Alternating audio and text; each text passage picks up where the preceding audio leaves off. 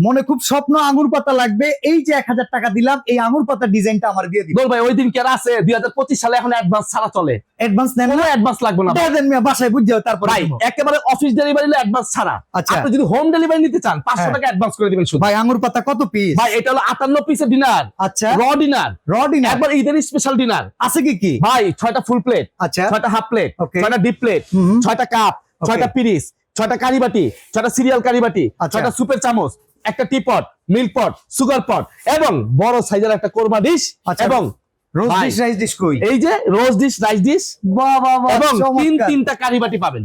অসাধারণ ভাই। ভাই।